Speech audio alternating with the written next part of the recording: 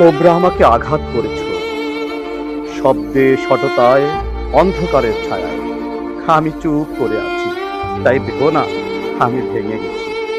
এই নীরবতা কোনো পরাজয় নয়, এ এক জমাট বাঁধা প্রতিবাদ, যেখানে শব্দ নেই কিন্তু প্রতিটি নিঃশ্বাসে জ্বলছে আগুন।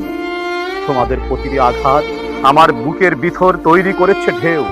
আজ আমি নীরব, কাল এই নীরবতা ঝড় হয়ে উঠবে। আমি সহ্য করেছি কারণ আমি সময়কে চিনি। সে ন্যায় বিচারের সাথে, সে অন্যায়ের হিসাব রাখে। তোমরা ভেবেছ ভয় পেয়েছি? না, আমি অপেক্ষা করছি যেদিনে সত্য উচ্চারণ করবে নিজেই, আর অন্যায় লজ্জায় মাথা নোয়াবে। আমার এর নীরবতা কোনো দুর্বলতা নয়, এ এক প্রতিজ্ঞা। আমি ভাঙবো না, থামবো না, সত্যের পথে দাঁড়িয়ে থাকবো অবিচল। তোমরা আঘাত করেছ, আমি তা মেনে নিয়েছি, কিন্তু মনে রেখো, এই নীরবতার গভীরে একদিন উচ্চারিত হবে সবচেয়ে জোরালো এক প্রতিবাদ।